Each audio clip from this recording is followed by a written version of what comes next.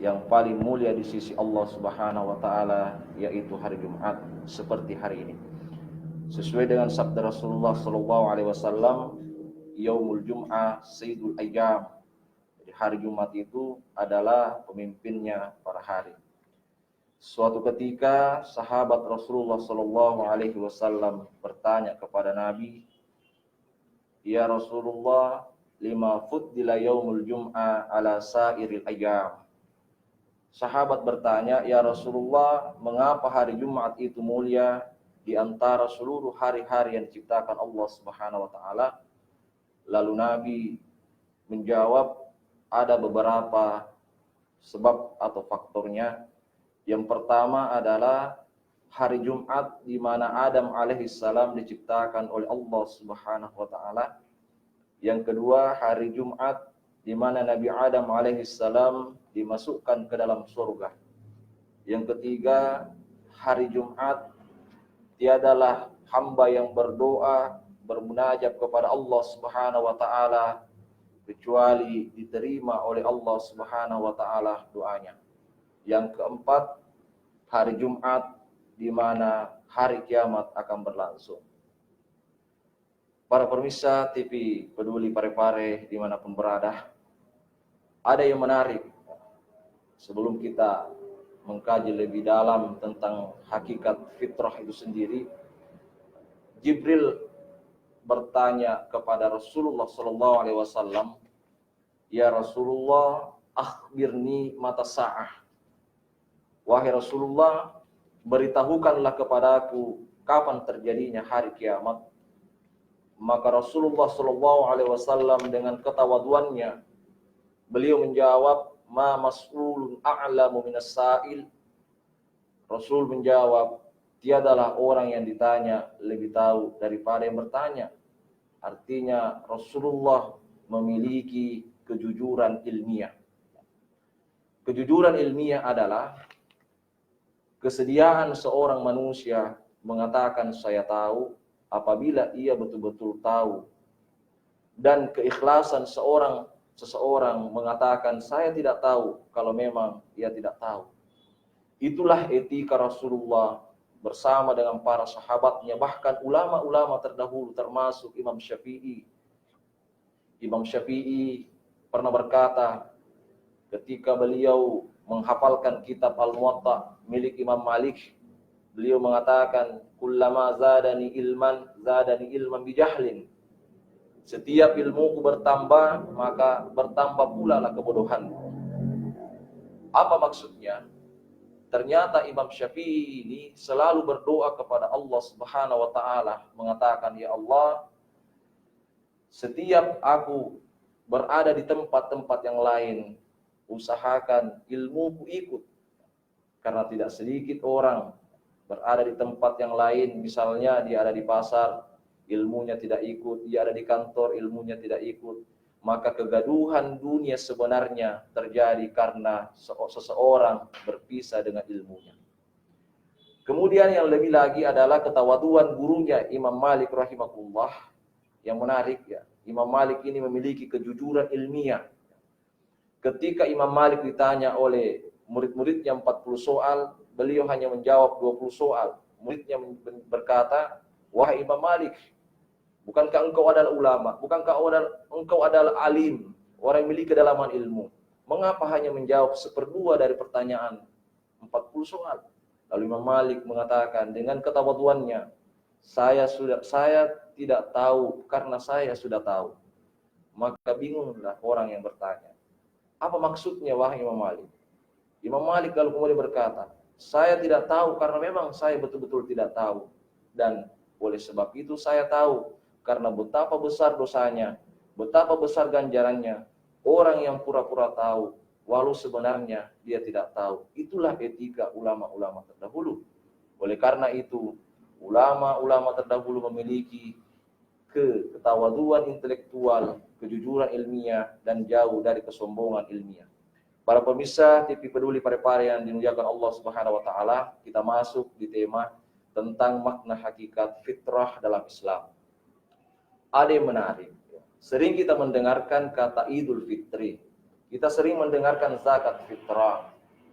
Lalu kemudian manusia terlahir di muka bumi ini dalam keadaan fitrah sesuai dengan sabda Rasulullah sallallahu alaihi wasallam, kullu mauludin yuladu 'alal fitrah fa abawahu aw yuhawidanihi aw yunassiranihi aw yumajjisani. Rawahul Bukhari. Yang artinya setiap manusia lahir dalam keadaan suci, bersih. Maka kedua orang tuanya lah yang menjadikan dia Yahudi, Nasrani dan Majusi. Ada sebagian ulama atau orang-orang yang paham tentang ini mendefinisikan fitrah adalah suci atau bersih. Bahkan mengibaratkan seperti kertas putih yang tidak memiliki tulisan apapun. Berdasarkan hadis Rasulullah SAW, kullu mauludin yuladu 'alal fitrah. Akan tetapi dari redaksi hadis yang kita pahami ternyata manusia lahir sesuai dengan pemahaman saya bukan seperti kertas putih yang tidak memiliki goresan, tetapi ibaratnya seperti kertas putih yang sudah memiliki cap stempel beriman kepada Allah Subhanahu wa taala.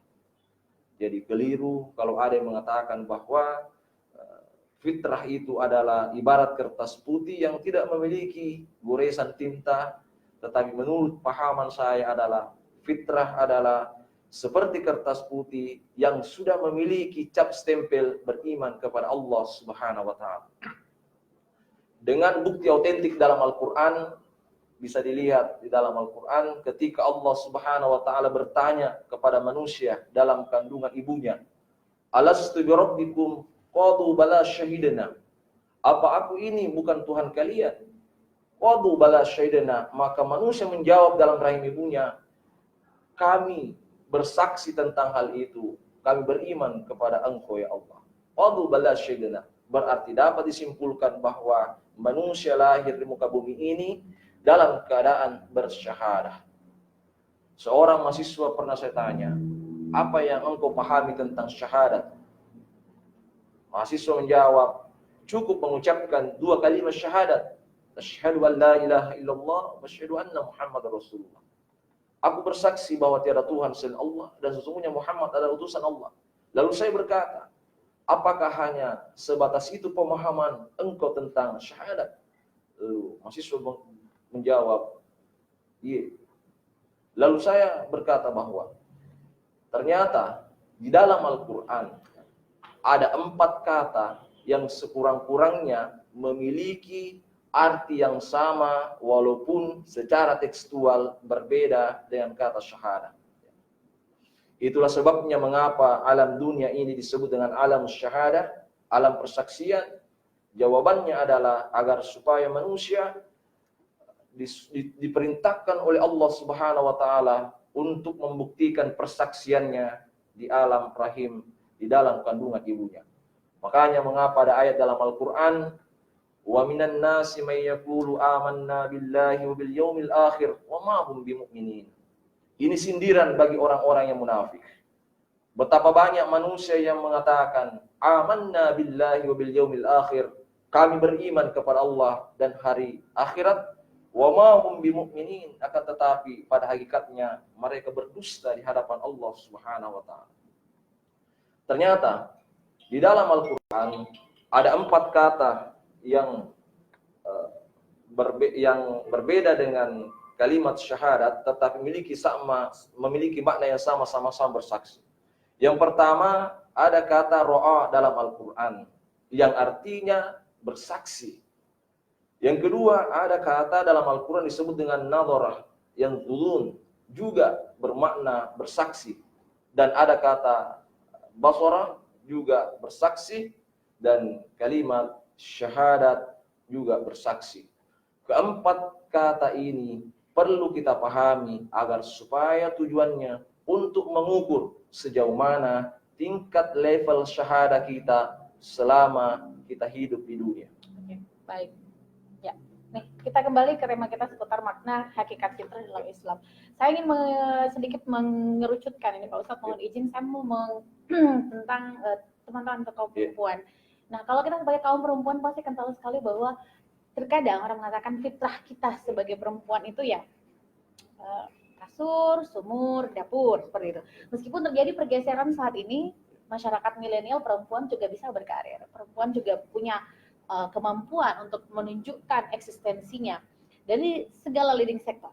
Nah, kemudian fitrah perempuan dalam Islam yang tertuang dalam Al-Quran. Kemudian kita di negara yang demokrasi dikenal dengan istilah kesetaraan gender. Nah, bagaimana kemudian ini bisa kita satu visi seperti itu? Kita sebagai seorang mukmin, kita sebagai saya pribadi gitu sebagai seorang muslimah, tapi juga seorang working woman seperti itu, working mom seperti itu. Bagaimana Pak Ustadz? Silakan. Baik, terima kasih.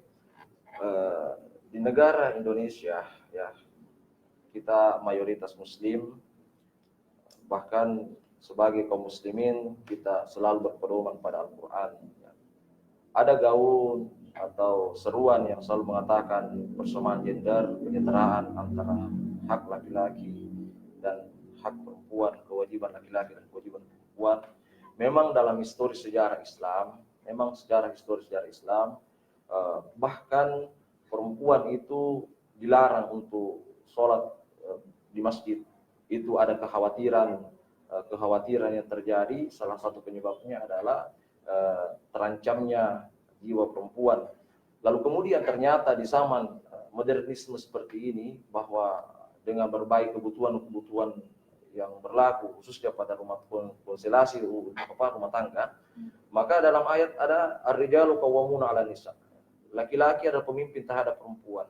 Tetapi ada yang pahami kata ar-rijal di sini adalah tidak terkhusus pada konstelasi hanya laki-laki, tetapi ar-rijal di sini adalah pemimpin di mana dia mampu berdiri tegak. Kata ar-rijal berasal dari kata rijalun, kaki. Jadi kalau dia perempuan misalnya punya profesi yang penghasilannya melebihi dari penghasilan suaminya misalnya, dan selama itu tidak melanggar etika dalam rumah tangga khususnya dalam pandangan Islam, ya tidak ada masalah. Karena banyak juga laki-laki yang merasa gengsi ketika istrinya memiliki pekerjaan di luar sana, dan kekhawatiran yang lain termasuk hal-hal yang negatif dalam tanda kutip. Nah, disinilah peran Islam. Jadi walaupun ada ayat dalam Al-Quran bahwa dalam ilmu kewarisan misalnya, ya, bagian laki-laki 2 dan bagian perempuan 1 ya. Dalam kalau istilah orang Bugis, makjujung makun reye, malem pauraneme.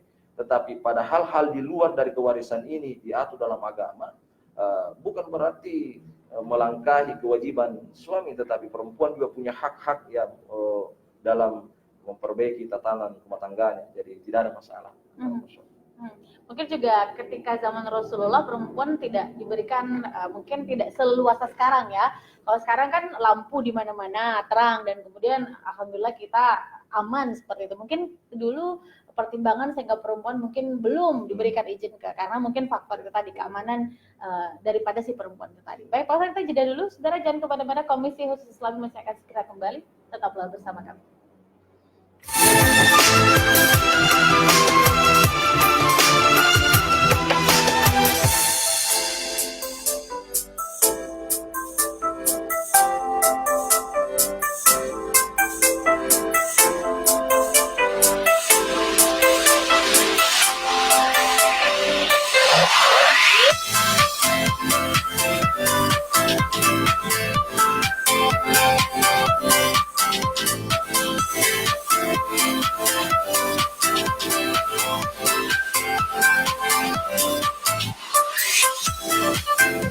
Dimulai dari hal yang kecil. Mari kita lakukan daur ulang sampah.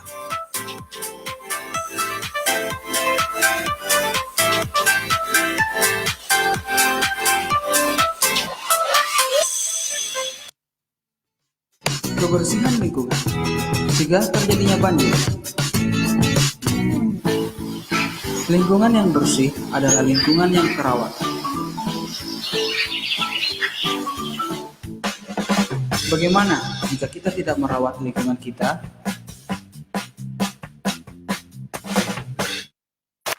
Aku mau buang sampah dulu di sini aja deh.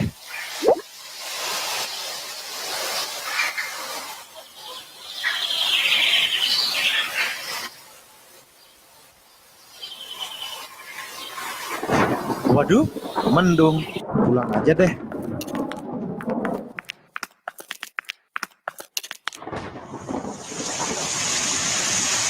Nah, hujan.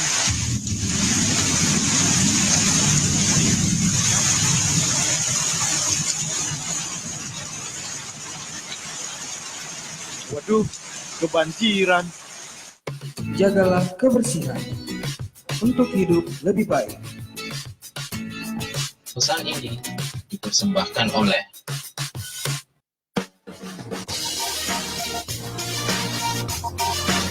Reboisasi adalah penanaman kembali hutan yang telah gundul akibat bencana alam ataupun akibat dari penebangan hutan secara liar.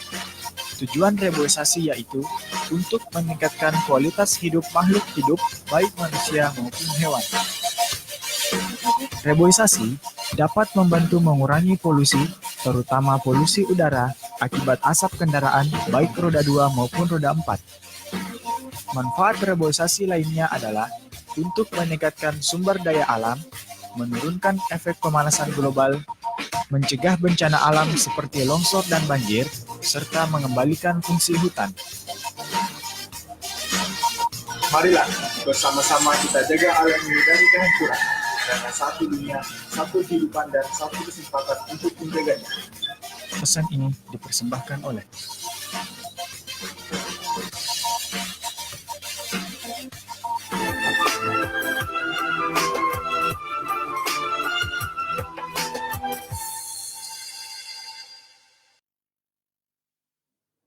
Baik saudara pemirsa, terima kasih Anda masih terus bersama kami dalam Komisi Islami Persembahan Kita Peduli bersama Bapak Ustadz kita Muhammad Fadli SPDI MPDI yang insya Allah semoga segera mendapatkan gelar doktor ya. Amin, insya Allah kita doakan bersama dengan tema makna hakikat fitrah dalam Islam. Baik, ini kemudian bagaimana kemudian seperti yang dikatakan ada tadi diutarakan dari kisah-kisah para sahabat Nabi mengatakan bahwa salah satu yang dosa, saya tidak berani mengatakan ini, tapi kekeliruan kita ketika kita tidak tahu tapi merasa tahu.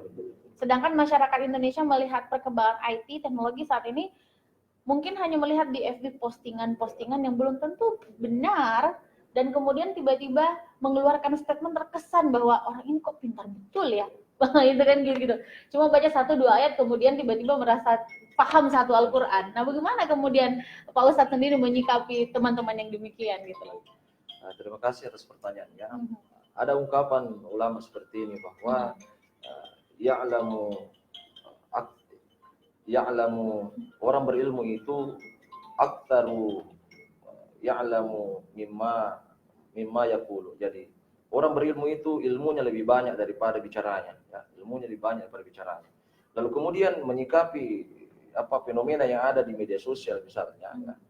Kadangkala kita mendapatkan postingan dari teman-teman, apakah berupa hadis-hadis atau berupa artikel-artikel Islam, sementara kita juga mencoba untuk membagikan atau men-sharekan kepada teman-teman yang lain.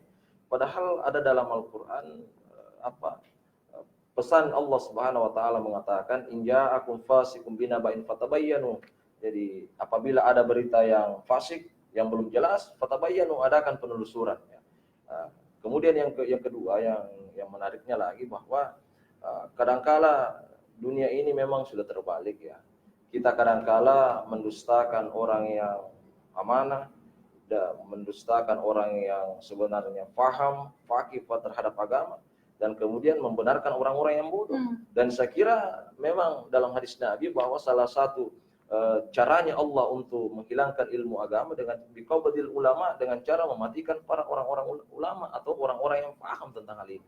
Sekira seperti itu. Oke, baik. Tapi seperti ini juga penting sekali karena kita ngomongin istilahnya meskipun kita mungkin program atau segmennya adalah Komisi Islami, tapi kita harus open mind dengan kondisi saat ini dan penting untuk kita perbincangkan seperti itu Pak Ustadz. Ini bahkan saya pernah membuka teman-teman yang mungkin Instagramable ya, yang mungkin suka membuka Instagram, entah itu mungkin pelajaran-pelajaran agama. Bahkan ada seorang ulama mengatakan bahwa jangan terlalu banyak grup WA katanya. Meskipun itu grup dakwah katanya. Nah ini bagaimana Pak Ustadz menyikapi? Jangan terlalu banyak grup WA gitu karena lagi masak kebanyakan ting-tong akhirnya tidak bisa konsen gitu dengan fokus dengan aktivitas. Bagaimana Pak Ustadz? Saya kira begini ya, persoalan media sosial, saya kira Rasul Sallallahu Alaihi Wasallam ini sudah mengingatkan kepada kita, antum a'lamu bi umuri dunyakum, kalian akan lebih paham tentang urusan dunia kalian ya. Saya kira juga kita sering mendengar istilah Islam berkemajuan, Ya. bagaimana Islam menyikapi tentang kemajuan, kita tidak ini. Lalu kemudian pada persoalan media sosial ya, sebagai bentuk sarana untuk memudahkan komunikasi, baik aspek dakwah, aspek sosial, politik, pendidikan, sebagainya. Nah, persoalan bahwa banyaknya grup seperti itu, saya kira kembali kepada masing-masing pribadi, pribadi ya. Karena kenapa? Itu kan ada pesan Nabi, ibda' binafsi, kembali pada diri sendiri. Bagaimana kita bisa ini? Bahkan dalam Al-Quran mengatakan bahwa wanahan nafsa anil hawa fa innal jannata hiyal ma'wa. Siapa yang menahan hawa nafsunya, maka surga tempatnya. Jadi semua dorongan-dorongan yang bersifat negatif itu akan berdampak hal-hal yang sangat besar terhadap diri kita, apalagi misalnya ketika kita berbicara tentang pengaruh-pengaruh syaitan dan iblis. Dan saya kira banyaknya masalah karena tidak terkendalinya manusia, persoalan hatinya. Oke, baik, kita jeda dulu Pak Ustadz. Saudara jangan kemana-mana, saya masih menantikan Anda untuk berinteraksi di fanpage Facebook TV Ibdul atau bisa layankan pertanyaan Anda via Twitter @TV Ibdul. Kita jeda dulu, Komisi Khusus Islam masih akan segera kembali setelah yang berikut ini.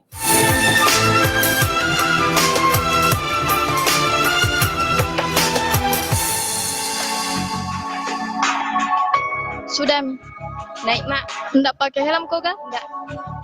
Mau kok gak pulang? Iya. Enggak pakai helm iyo, tidak pakai helm mi. Ay, satu helm. Demi keselamatan bersama, kita wajib menyiapkan kelengkapan saat berkendara. Yuk simak tips yang satu ini.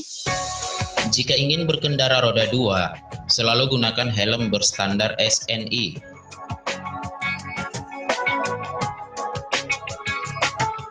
Pastikan untuk memasang pengikat helm dengan kencang agar tidak mudah terlepas. Jangan menggunakan handphone pada saat berkendara. Nyalakan lampu depan pada siang hari.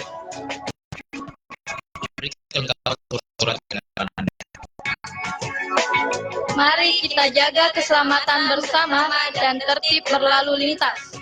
Oh iya, pika dulu kali ambil helm dah. Ya. Dipersembahkan oleh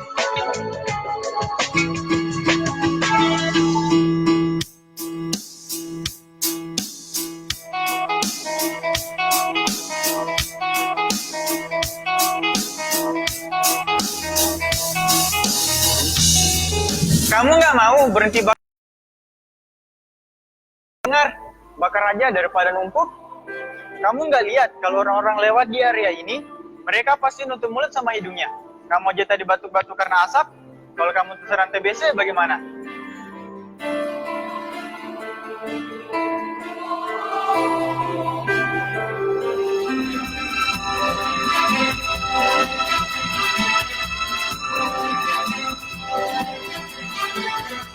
pesan ini dipersembahkan oleh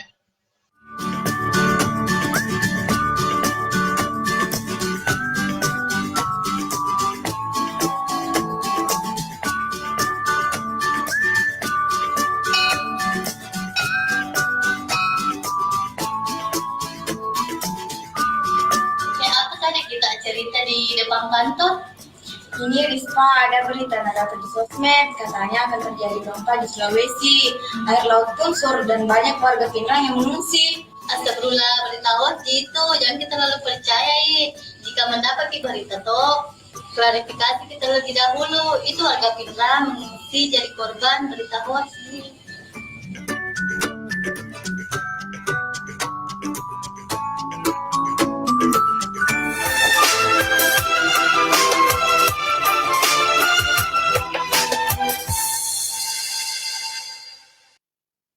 Saudara pemirsa Komisi Khusus Islami, terima kasih Anda masih setia terus bersama kami. Dan kita lanjutkan lagi uraian seputar tema kita hari ini tentang makna hakikat fitrah dalam Islam. Silakan Pak, dilanjutkan. Baik, Hadirin para pemirsa TV Peduli Parepare dimanapun berada. Tadi saya katakan di segmen awal-awal bicara bahwa ada 4 kata yang berbeda namun memiliki makna yang sama dengan kata syahadah, sama-sama bersaksi. Yang pertama dulu ada kata ro'a. Kita dapat menemukan ayat ini dalam Quran surah Al-Ma'un, ara'aital ladzi yukadzibu biddin. Kita bisa menemukan dalam Quran surah Al-Fil, alam tara kaifa fa'ala rabbuka bi ashabil fil. Menurut pemahaman saya bahwa kata ro'a ini adalah menyaksikan dengan mata kepalanya.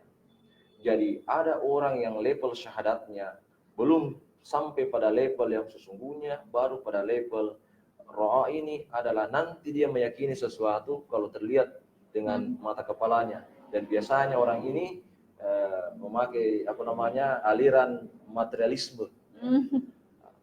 Ternyata contoh begini, misalnya pemerintah Kota Parepare mengumumkan besok hari ulang tahun Kota Parepare, berkumpul di lapangan di Makassau, ya. Ada gerak jalan santai, lomba, yang juara 1 hadiahnya motor, juara 2 hadiahnya televisi, dan juara 3 hadiahnya kipas angin. Besok jam pukul 8 pagi, ternyata baru pukul 7 pagi, masyarakat Parepare sudah berkumpul memenuhi lapangan di Makassau. Untuk apa? Minimal melihat hadiah-hadiah yang dijanjikan oleh panitia. Tapi ironisnya, ini kita berbicara fitrah dan level syahadah. Ketika Allah Subhanahu wa taala memanggil hayya 'alas shalah, hayya 'alal falah, berapa persen orang-orang yang mengisi jamaah di masjid? Ketika muazin berkumandang as-shalatu khairum minan naum, salat lebih baik daripada tidur, berapa orang yang datang untuk memenuhi jamaah salat subuh? Lalu kemudian bahkan Rasul sallallahu alaihi wasallam bersabda, rakaataini qabla al-fajri khairum minad dunya wa ma fiha, bahwa 2 rakaat sebelum salat subuh itu lebih baik, lebih mulia daripada dunia beserta isinya. Nah, ironisnya manusia bahwa apa yang dijanjikan oleh sesama manusia itu tidak terlalu diburu, sementara Allah menjanjikan bahwa wahai manusia, wahai orang beriman, ya, laksanakanlah salat subuh, 2 rakaat sebelum subuh, dan lalu dilanjutkan dengan salat subuh, itu lebih mulia daripada motor, lebih mulia daripada kulkas, lebih mulia daripada kipas angin. Nah, ini yang pertama adalah syahadat pada aspek ro'a. Yang kedua, ada kata nazarah, ya, menyaksikan sesuatu dengan kecerdasan intelektualnya. Kita sering mendengar ada berapa juta orang-orang yang ada di luar sana, khususnya di belahan Eropa, yang memeluk Islam bukan karena paksaan, bukan karena kekerasan, tetapi mereka menemukan kebenaran Al-Quran melalui kajian-kajian penelitian risetnya. Ya. Ada satu cerita yang menarik di Thailand sana, Profesor Dr. Tajatin Tahasen, dulunya beliau adalah dekan Fakultas Farmasi di Universitas Chiang Mai, Thailand sana.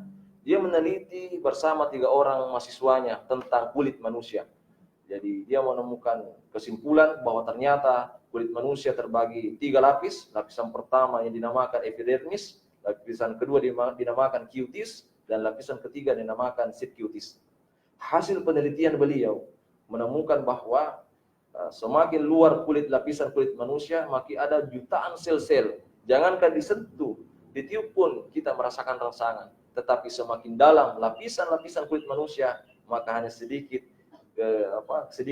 sel-sel manusia itu sendiri. Sehingga ketika dia tertusuk, ketika dia terkena sabetan parang, semakin dalam, semakin tidak merasakan yang namanya sakit. Tetapi suatu ketika Profesor Tajatin Tahasen makan di salah satu warung, di depannya ada masjid. Singkat, tiba-tiba dia mendengarkan tadarus Al-Quran, murattal Quran, yang sampai pada ayat Quran surah An-Nisa ayat 56. Allah berfirman, innal ladzina kafaru bi ayatina sawfa nuslihim nara hatta najidat juluduhum baddalnahu juludan ghairaha liyazuqul azab. Tentu ada terjemahannya seperti Indonesia. Dia mendengarkan terjemahan tentu dengan bahasa Thailand. Sesungguhnya orang-orang kafir yang mendustakan ayat-ayat kami akan dibakar nanti di neraka sampai seluruh tubuhnya hancur. Baddalnahu juludan ghairaha, lalu kemudian dibangkitkan kembali dengan kulit yang baru, liyazuqul azab. Kemudian tetap merasakan yang namanya sakit. Profesor Tajatin Tahasen ini berhenti menikmati santapan makanannya, lalu kemudian dia merenungi antara perpaduan kompilasi hasil penelitiannya dengan kebenaran Al-Quran. Sampai-sampai Profesor Tajatin Tahasen mengatakan, luar biasa ini kitabnya orang Islam. Di dalam Al-Quran surah An-Nisa 56 ini, dia cari imam di depan di masjid. Coba buka, terdapat di ayat mana itu. Ternyata dia mengatakan, demi Allah, saya beriman kepada siapapun yang memiliki ayat-ayat ini. Dia bersyahadat, dia masuk Islam bukan karena paksaan, tetapi menemukan inilah yang dinamakan dengan bersyahadah melalui intelektualnya. Kemudian yang ketiga, yang terakhir adalah basarah. Ini basarah kita menemukan kadang-kadang dalam Al-Quran, afala yubsirun, wa fi anfusikum afala yubsirun. Dalam Al-Quran adalah penglihatan para orang-orang yang memiliki karamah, biasanya dimiliki oleh para wali-wali. Ternyata kesimpulan dari ini bahwa apa yang dimaksud dengan syahadah dalam aspek fitrah manusia sebenarnya beriman kepada Allah adalah bukan hanya menyaksikan kebesaran Allah melalui pandangan mata, kasat mata secara kasar, bukan hanya melalui dengan intelektual kecerdasan, dan bukan hanya hati, tapi seluruh potensi-potensi yang kita miliki itu kita gunakan untuk tunduk dan patuh, beriman dan melaksanakan perintah Allah Subhanahu wa taala. Sebab menurut pemahaman saya, banyak orang yang sholat tetapi hatinya tidak sholat.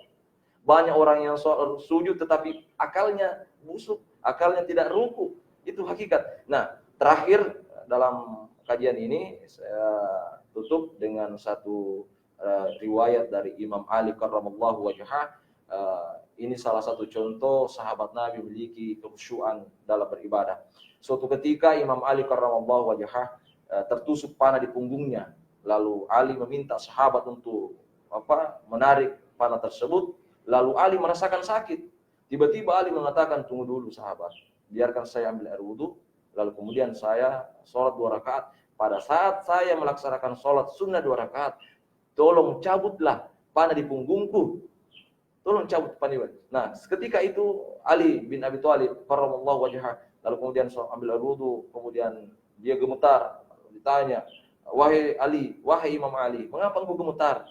Ali bin Abi Thalib mengatakan, saya ini gemetar mau menghadap dengan Sang Pencipta. Bedanya kita nanti mau berhadapan dengan KPK, mau berhadapan dengan BPK, mau ini gemetar.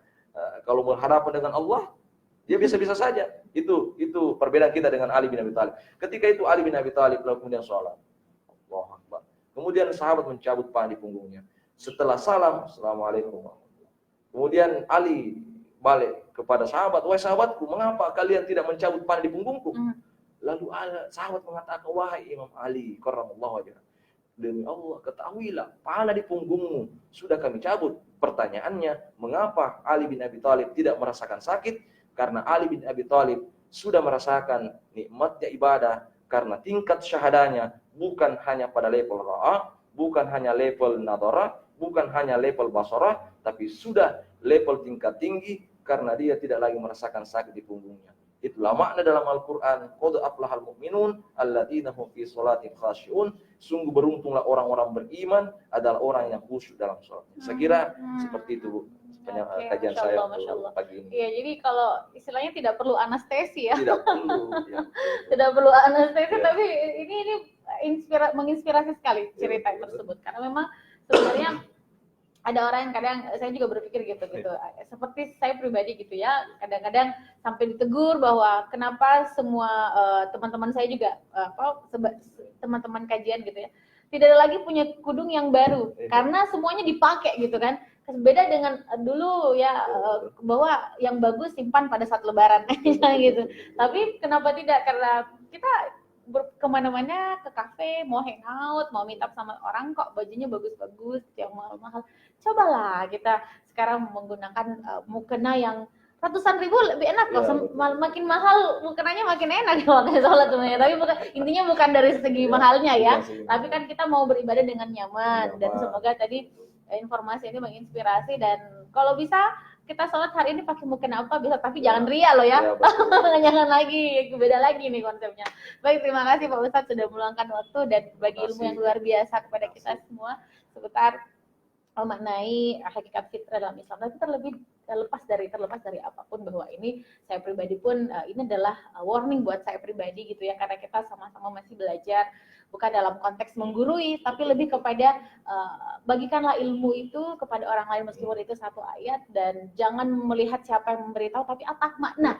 It's not about konteksnya, jadi bukan tentang teks tapi apa isi yang terkandung yang disampaikan oleh Pak Ustadz. Terima kasih, sudah meluangkan waktu dari baru Pak Ustadz ya. Baru. Masya Allah, sudah hampir sampai di Parepare berbagi kisah yang luar biasa seputar guru-guru kita, para sahabat Rasulullah yang sangat menginspirasi. Baik saudara pemirsa yang dirahmati oleh Allah, sampai di sini kebersamaan kita dalam program acara Komisi Khusus Islami. Semoga apa yang disampaikan oleh guru kita tadi, Bapak Muhammad Fahri SPDI MPDI, bermanfaat bagi kita dan kita semakin dicintai oleh Allah karena kita juga semakin mencintai Allah. Amin insyaallah. Saya pamit. Assalamualaikum warahmatullahi wabarakatuh dan sampai jumpa pekan depan.